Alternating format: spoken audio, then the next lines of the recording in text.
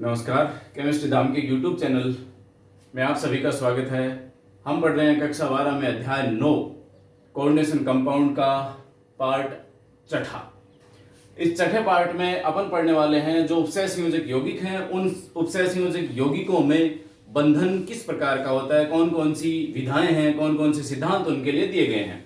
इनमें पहला सिद्धांत आता है वर्नर, दूसरा वैलेंस बॉन्ड थ्योरी वीबीटी, तीसरा सीएफटी क्रिस्टल फील्ड थ्योरी और चौथा मॉलिक्यूलर ऑर्बिटल थ्योरी अणु कक्षक सिद्धांत। देखिएगा इसमें वीबीटी और सीएफटी ये जो हैं ये 12th क्लास के सिलेबस में हैं। वर्नर सिद्धांत है ये बीएससी में मिलेगा आपको, और एमओटी है ये बीएससी और एमएससी में मिलता है दोनों ही। तो इस टोटल 4 प्रकार की थ्योरीज हैं।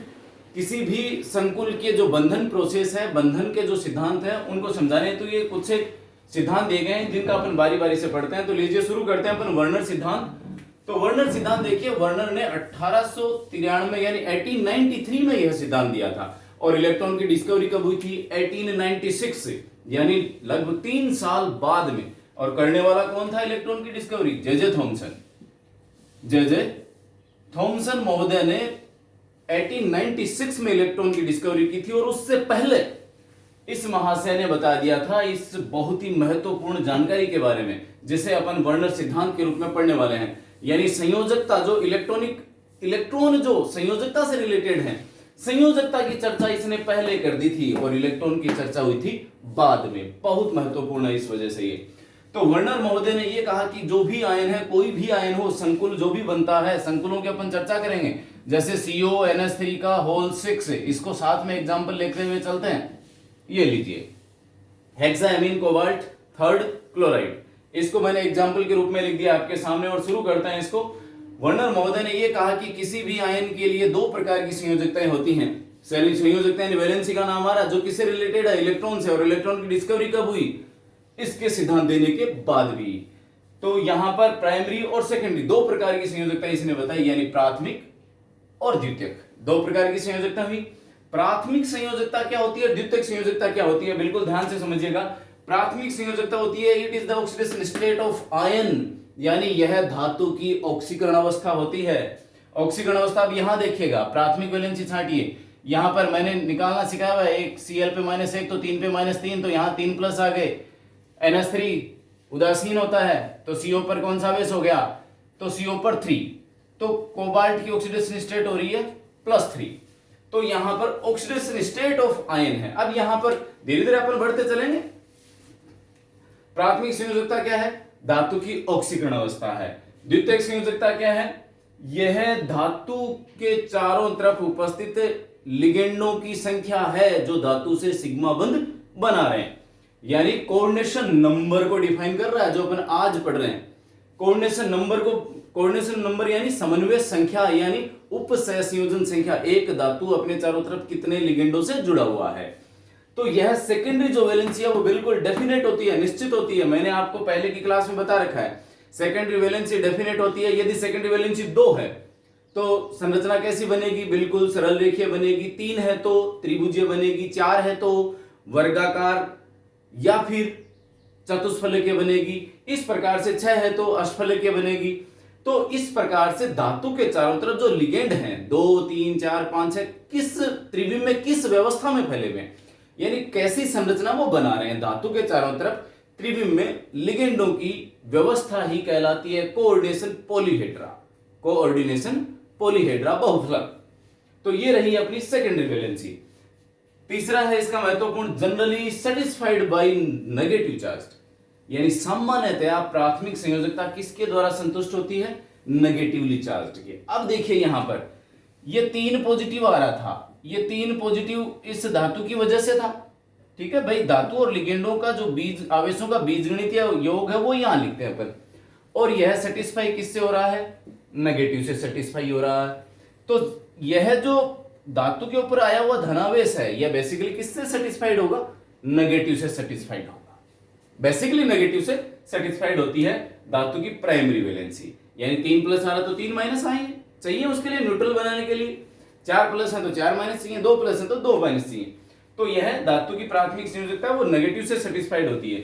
आगे एग्जांपल देखेंगे अपन बहुत सारे, तब इजीली आप समझ जाएंगे।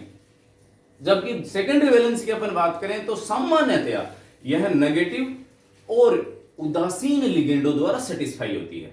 द्वितीयक संयोजकता क्या है? समन्वय संख्या या उपसय संयोजक संख्या ही तो है, यानी इसमें कौन चाहिए? लिगेंड चाहिए। तो ये लिगेंड कौन कौन से पढ़ाया मैंने पढ़ाया उदासीन, नेगेटिव और एक और पढ़ाया पॉजिटिव। तो लेकिन बेसिकली क्या होता है, उदासीन और ऋणात्मक लिगेंडों द्वारा ही सेटिस्फाइड हो जाती है। पॉजिटिव भी आते हैं लेकिन बहुत ही कम एग्जांपल देखने को मिलते हैं इसके। फिर है नॉन डायरेक्शनल। प्राइमरी वैलेंसी क्या है? कोई दिशात्मक नहीं है भाई। आयन आयन के अट्रैक्शन है ये तो केवल, भाई धातु पे जितना धनावेश है उतने ही नेगेटिव इससे अट्रैक्ट हो जाएंगे। तो यह केवल क्या हो गया? एक अट्रैक्शन फोर्स है, यह कोई डायरेक्शनल नहीं होती है।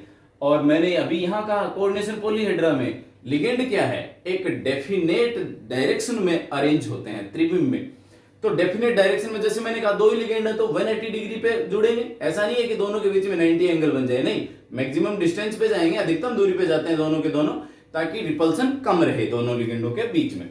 तो इस वजह से क्या रहा, ये लीनियर शेप हो गई। तो ये क्या हो गया? डायरेक्शनल हो गया। 3 है तो फिर त्रिभुज बनेगा, 5 है तो 6 है तो, इस प्रकार से उसी के अकॉर्डिंग इनकी व्यवस्थाएं हो जाती हैं। फिर लेते हैं अपन डॉटेड लाइन। प्राइमरी वैलेंसी क्या है? जब भी अपन स्ट्रक्चर ड्रॉ करेंगे तो primary valency co dot dot dot द्वारा दर्शाते हैं और सेकेंडरी वैलेंसी उसे थिक लाइन या मोटी लाइन के द्वारा दर्शाया जाता है। अब आपके सामने जो एग्जांपल लिया हुआ है, इस एग्जांपल को मैं यहां ड्रॉ करने वाला हूं। कोबाल्ट है, जैसे कोबाल्ट CO3+ है। अब इस CO3+ के साथ 6 लिगेंड जोड़ रखे हैं। 6 लिगेंड कौन से हैं? ये लो साहब, कोऑर्डिनेशन पॉलीहेड्रा बना दिया मैंने। और 6 लिगेंड जो जिसके किस नाम से जान रहे हैं अपन? द्वितीयक संयोजकता के नाम से जान रहे हैं, NH3 NH3 NH3। ये इसका मतलब ये रहा कि जो सेकेंडरी वैलेंसी है वो इस समन्वय मंडल के अंदर होती है। विशेष ध्यान वाली बात, पहचानने वाली बात है, सेकेंडरी वैलेंसी इस समन्वय मंडल के अंदर होती है और प्राइमरी वैलेंसी इस समन्वय मंडल के बाहर होती है। क्योंकि हम जानते हैं कि बाहर वाली प्रजाति ही आयनित होती है, अंदर वाली आयनित नहीं होती। और प्राइमरी वैलेंसी क्या होती है? आयोनाइजेबल है, इसलिए बाहर जो भी रखा हुआ है वह प्राथमिक वैलेंसी है, अंदर जितने भी लिगेंड है वह द्वितीयक वैलेंसी है। और द्वितीयक वैलेंसी को मोटी लाइन थिक लाइन के द्वारा दर्शा रहे हैं, प्राइमरी वैलेंसी को अपन डॉटेड लाइन द्वारा। ये लो साहब, मैंने डॉट दिखाया। क्यों डॉट क्यों दिखाया? क्योंकि यह केवल एक अट्रैक्शन फोर्स है जो 3 Cl के बाहर रखे हुए हैं। यहां पर ये केवल 3 Cl जो नेगेटिव हैं, ये केवल अट्रैक्ट हो रहे हैं CO3 पॉजिटिव आयन के द्वारा। तो इस प्रकार से ये जो आउटलाइन डायग्राम मैंने बनाया है, ये डायग्राम वर्नर द्वारा सुझाया गया था। तो वर्नर का देखिए, फटाफट समझा देता हूं कि भाई वर्नर के अनुसार सीधी सीधी बात अपने को ध्यान रखनी है। प्राइमरी वैलेंसी कौन सी है? जो इस समन्वय मंडल के बाहर पड़ी हुई है।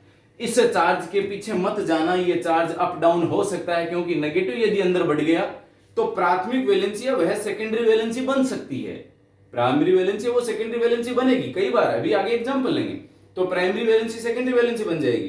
तो अपने को इस चार्ज के पीछे नहीं भागना है कि प्राइमरी वैलेंसी जो धातु के ऊपर चार्ज है वही प्राइमरी वैलेंसी है, नहीं। प्राइमरी वैलेंसी अपन देखेंगे इस समन्वय मंडल के बाहर कितना चार्ज है। जितना इस समन्वय मंडल के बाहर चार्ज है, ऋणायन है, उतनी ही उसकी प्राइमरी वैलेंसी होती है। तो इस प्रकार समझ गए अपन। अब देखिए इसका आगे का एग्जांपल लेते हैं अपन। अब मान लीजिए यहां अपन करते हैं CONH3 के होल 5 Cl और Cl2। ये अपना एक एग्जांपल हो गया। हम जानते हैं CO3 पॉजिटिव में समन्वय संख्या 6 होती है, इसलिए मैंने एक Cl अंदर डाल दिया तो समन्वय संख्या हो गई पूरी।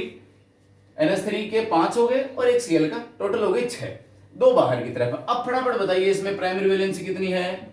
प्राइमरी वैलेंसी कितनी है? 2 नेगेटिव के हैं, 2 है। सेकेंडरी वैलेंसी कितनी है? फटाफट, एक दंतुक लिगेंडों की संख्या 5 रह के 6, तो सेकेंडरी वैलेंसी हो गई 6। आराम से बता सकते हैं। इसमें बताइए प्राइमरी वैलेंसी 3 है, सेकेंडरी वैलेंसी 6 है।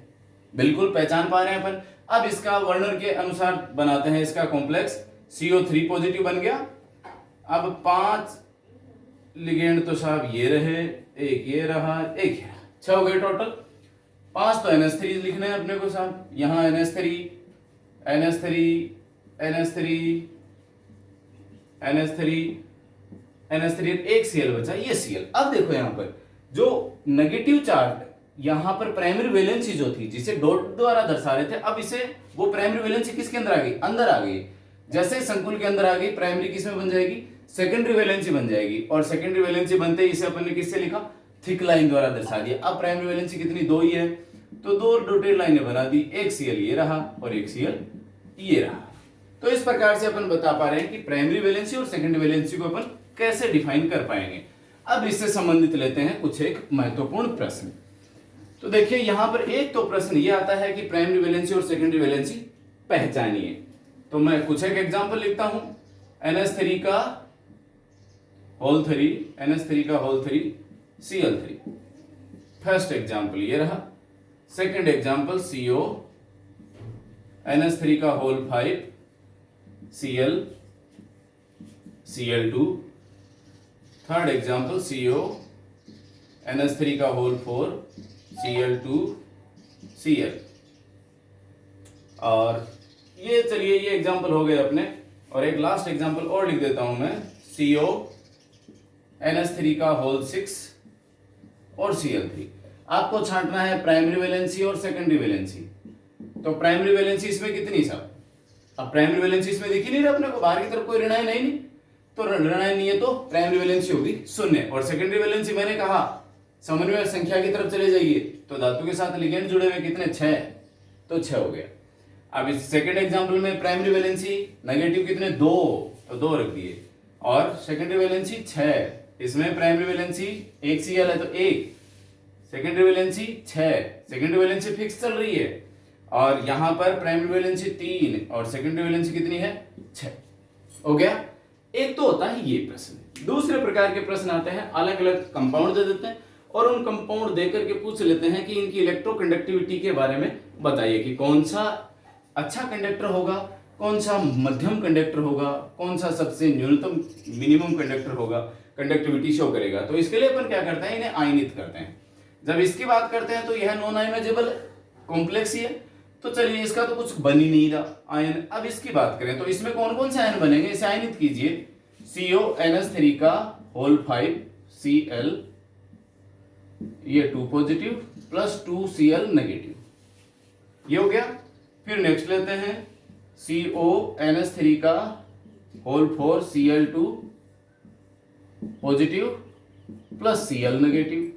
और चौथा एग्जांपल था अपना CO NH3 का whole 6 3 positive plus 3 Cl negative. अब टोटल आयन देखते हैं अपन। इसमें टोटल आयन कितने रह गए, एक तो संकुल का आयन रह गया, 3 ये रह गए। अब यहां पर 3 नहीं जोड़ेंगे, 3 तो अवेश है। आयन कितना है, आयन 1 है, उसके ऊपर 3 प्लस चार्ज है, तो यहां पर 1 प्लस 3 टोटल हो गए 4। यहां कितने आयन हुए, 1 ये रहा, 1 ये रहा, टोटल हो गए 2। यहां आयन कितने, 1 ये रहा, 2 ये रहे, टोटल हो गए 3। और यहां ये तो है ही नहीं कुछ, इसमें तो आयन बना ही नहीं। तो सबसे ज्यादा आयनित कौन रहा, चौथा, इसमें 4 आयन बने। उसके बाद सेकंड नंबर वाला, इसमें 3 आयन बने। उसके बाद थर्ड नंबर वाला, इसमें 2 आयन बने। और सबसे लास्ट में 1 नंबर वाला। तो इसी के अकॉर्डिंग कंडक्टिविटी हो जाएगी सबसे ज्यादा 4 की, 4 के बाद में सबसे ज्यादा फोर्थ नंबर के बाद में सेकंड नंबर, ये वाला, सेकंड के बाद में थर्ड नंबर, और थर्ड ग्रेटर देन फर्स्ट। तो इस प्रकार से अपन ने बहुत ही आसान तरीके से समझाया कि भाई वर्नर सिद्धांत के द्वारा अपन किस प्रकार से संकुलों की प्राथमिक और द्वितीयक संयोजकताओं की व्याख्या कर सकते हैं।